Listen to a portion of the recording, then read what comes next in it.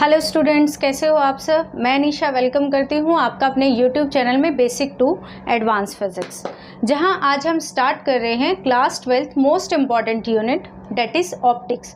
Second semester syllabus है जो कि हम आज स्टार्ट कर रहे हैं। और जो आपके पास ऑप्टिक्स यूनिट है, ये यूनिट आपके पास 5th यूनिट इलेक्ट्रोमैग्नेटिक वेव्स के साथ मिलकर 18 मार्क्स की आती है टोटल, यानी कि बहुत ही अच्छा कवरेज आपके पास 70 में से करेगी ये यूनिट। तो ऑप्टिक्स यूनिट आपको बहुत अच्छे से आनी चाहिए, इसीलिए स्टार्टिंग हम इसी यूनिट से कर रहे हैं। सेकंड सेमेस्टर कंप्लीट होने के बाद देन हम स्टार्ट करेंगे फर्स्ट सेमेस्टर, जो कि आपके पास होगा 1 to 5 यूनिट्स के अराउंड, जिसे हम अप टू जैन जो है पूरा फिजिक्स का सिलेबस कंप्लीट करने की कोशिश करेंगे। एंड देन हम सारा प्रीवियस ईयर जो भी होगा उसे रिवाइज करेंगे। सो डोंट वरी, आपको सीबीएसई रिलेटेड सारा सिलेबस यहाँ पर मिलेगा। Just stay tuned. अगर वीडियो अच्छी लगे then like, share and comment. So start करते हैं हम ऑप्टिक्स यूनिट से, जो 18 मार्क्स की कवरेज करेगी इलेक्ट्रोमैग्नेटिक वेव्स के साथ। अब ये इलेक्ट्रोमैग्नेटिक वेव्स है, ये सिर्फ 1 नंबर की या 2 नंबर की यूनिट लगा लो या 2 लेक्चर्स में हो जाती है, तो इससे आपको इतना ज़्यादा वो करने की ज़रूरत नहीं है बोधर। मैं इसको जल्दी कराऊंगी ऑप्टिक्स के बाद। सो let's start with optics.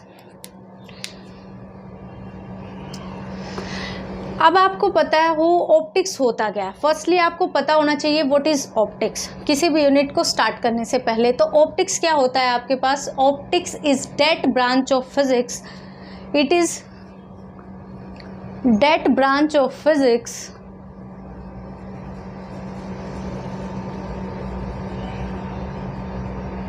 which deals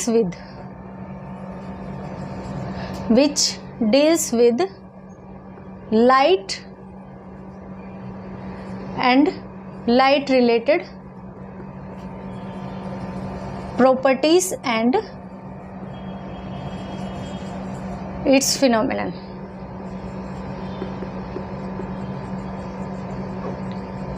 So optics is that branch of physics which deals with, जो कि डील करती है या स्टडी करती है किसको? लाइट रिलेटेड जितने भी फिनोमिनन होंगे आपके नेचर में, लाइट से रिलेटेड जो भी कुछ मिलेगा, that is part of the optics, that will be the part of the optics.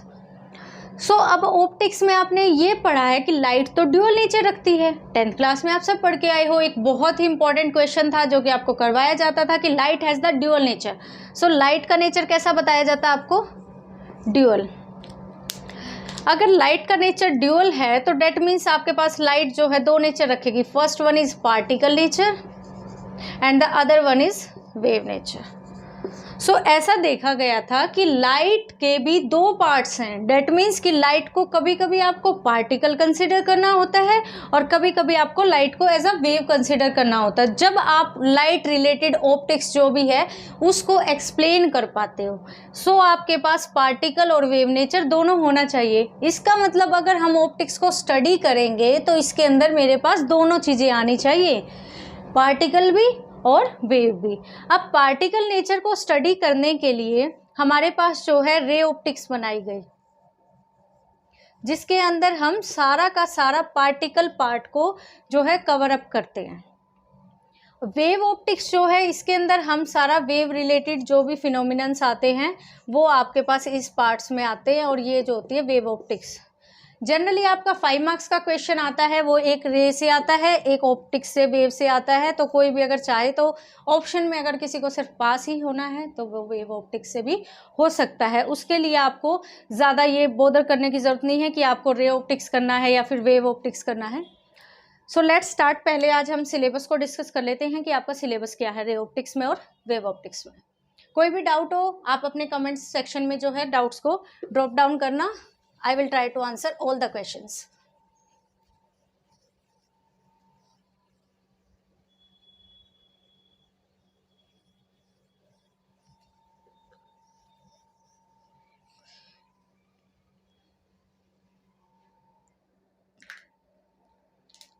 So let's start the syllabus. Optics is divided into 2 parts. First one is ray optics and the next one is wave optics. रे optics के अंदर आपके पास syllabus में क्या क्या topic आएंगे? रे में सबसे पहले लाइट के अंदर क्या पढ़ के आए हो 10th क्लास में? रिफ्लेक्शन, सो सबसे पहला फिनोमिनन आएगा आपके पास रिफ्लेक्शन। याद हो रिफ्लेक्शन के बाद आपने क्या पढ़ा था? मिरर्स पढ़े थे, you have studied about the mirrors. तो इसके बाद आप पढ़ोगे इसमें स्फेरिकल मिरर, जो भी आप मिरर पढ़ते आए हो। उसके बाद आपने देखा होगा मिरर फॉर्मूला, आपने 10th क्लास में डिराइव किया था, और सारे के सारे आपने 6 केसेस भी डिराइव किए थे, याद हो। लाइट में ही आपने डिराइव किए थे, वो आपके पास जो है यहाँ से रिफ्लेक्शन से या मिरर से भी आप कर सकते, तो वो 6 केसेस आपने यहाँ से डिराइव किए थे। उसके बाद आपने क्या पढ़ा था? रिफ्रैक्शन। अब जो रिफ्रैक्शन है इसमें आपने फिर से मिरर पढ़े थे, रेयर डेंसर मीडियम आया था।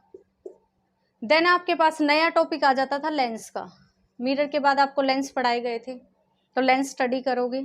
लेंस के बाद आपके पास क्या होगा? इसमें लेंस मेकर फॉर्मूला होगा, जो कि मोस्ट इंपॉर्टेंट होगा, जिसकी वेटेज हमेशा रहती है कि आएगा ही आएगा।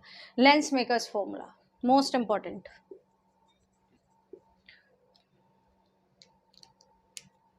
ये तो बहुत ही इंपॉर्टेंट टॉपिक है लेंस मेकर। अब नेक्स्ट आपके पास, आप इसके बाद क्या स्टडी करते थे? आपने थोड़ा बहुत प्रिज्म के बारे में पढ़ा होगा, डिस्पर्शन, एंगुलर डिस्पर्शन, ये सब, स्प्लिटिंग ऑफ लाइट। तो डिस्पर्शन के बारे में आप थोड़ा बहुत इसमें स्टडी करोगे। ये सब तो आप 10th में स्टडी करके आ चुके हो। You have all studied about these phenomenons in your 10th standard. So अब नया क्या है? नया आपके पास अब आएगा नेक्स्ट ऑप्टिकल इंस्ट्रूमेंट, जिससे ऐसा हो ही नहीं सकता कि आपका क्वेश्चन ना आए। ऑप्टिकल इंस्ट्रूमेंट से ऐसा कभी नहीं हो सकता कि आपका कोई क्वेश्चन ना आए। और सबसे छोटा चैप्टर है, जो कि 1 डे का, या फिर कई बार हम इसको 2 लेक्चर्स में भी कंप्लीट कर लेते हैं अगर स्लो मोशन में करते हैं तो। इससे आपका क्वेश्चन आता ही आता है। Optical instrument is the most important part of the ray optics. इसके अंदर आप पढ़ोगे microscope, telescopes. Is it clear to everyone?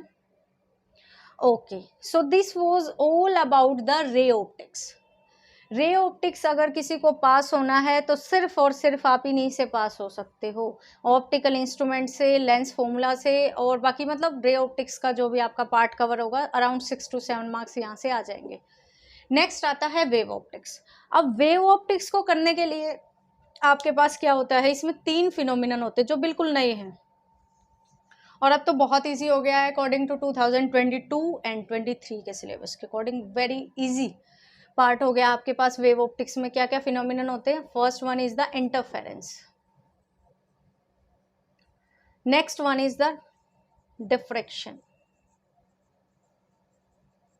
And the next one is the polarisation, जो कि लास्ट फिनोमिनन है, जो कि वेव ऑप्टिक्स के साथ क्या करता है? डील करता है। क्लियर? अब आपके पास इंटरफेरेंस के अंदर क्या आता है? कोहेरेंट सोर्सेज, जो कि मोस्ट इंपॉर्टेंट है। इससे आपका जो है कंसेप्चुअल पार्ट जो है वो कवर होगा इंटरफेरेंस रिलेटेड। और इसमें सबसे इंपॉर्टेंट आता है यंग्स डबल स्लिट एक्सपेरिमेंट, जो कि मोस्ट इंपॉर्टेंट है फॉर 2 मार्क्स क्वेश्चन।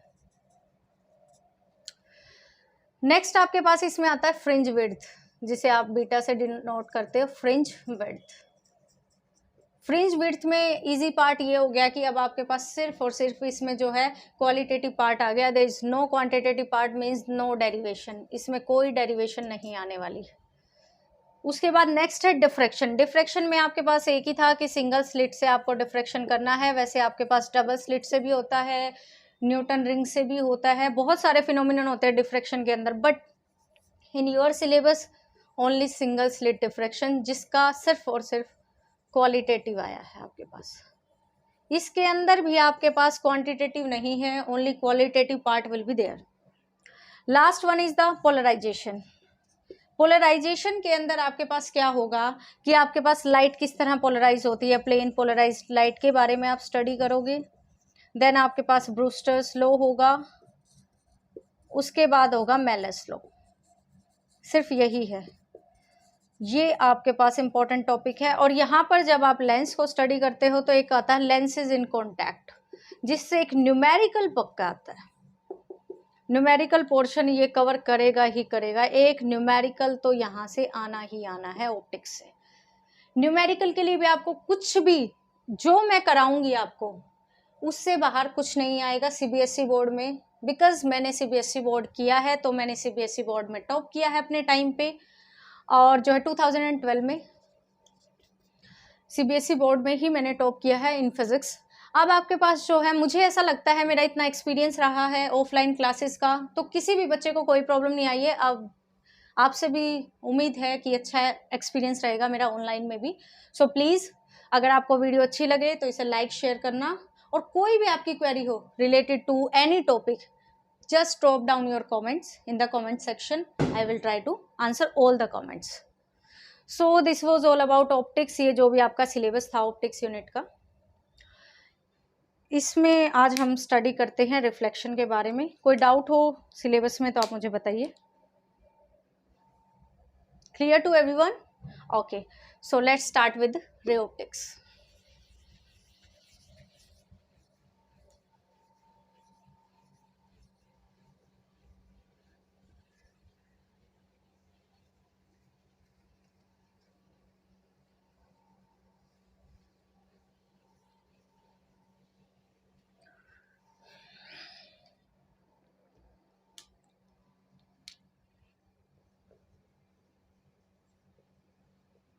रे ऑप्टिक्स के अंदर आज हम स्टार्ट कर रहे हैं रिफ्लेक्शन, जो आप पहले पढ़ के आ चुके हो। So what is reflection? आपने 10th क्लास में भी पढ़ा, 9th में भी पढ़ा, 8th में भी आ जाता है आजकल। क्या होता है reflection? Reflection is the phenomenon जिसमें आप कोई भी पॉलिश सरफेस लेते हो, मतलब 100% रिफ्लेक्टिंग, बट 100% कोई भी चीज़ नहीं होती, तो 99% आप रिफ्लेक्टिविटी ले सकते हो इसकी। जब भी आप इस पे लाइट फॉल करवाते हो, देन ये सेम एंगल से आपके पास सेम मीडियम के अंदर रिफ्लेक्ट हो जाती है, चली जाती है वापस। तो जो ये लाइन एंगल बनाती है इस डॉटेड के साथ, this is known as i. जो रिफ्लेक्टेड के साथ बनाती है, this is known as r. पहले आपको रे भी पता होनी चाहिए कौन सी क्या होती है, तो दिस वन इज, जो आपने इस पे डाली है, this is known as incident ray. जो वापस टकरा के गई है, this is known as reflected ray. And this dotted line, जो सिर्फ आपको क्या करना है, जो भी आपने सरफेस लिया उस पर परपेंडिकुलर ड्रॉ कर दो 90 degree. So this is known as normal ray. अब आपके पास जो है ये एंगल ऑफ इंसिडेंस, मतलब जिस एंगल से आपने वेव को डाला है, इसे आई से डिनोट करते हैं। और ये क्या एंगल होता है? जो आपके पास नॉर्मल आपने ड्रॉ की है, वो आपके पास इंसिडेंट बीम के साथ कितना एंगल बना रही है, that is known as angle of incidence. उसके बाद जो नेक्स्ट है आपके पास रिफ्लेक्टेड रे, जो है वो डॉटेड के साथ कितना एंगल बना रही है, this is known as angle of reflection, small R. Okay, next है आपके पास लॉज ऑफ रिफ्लेक्शन।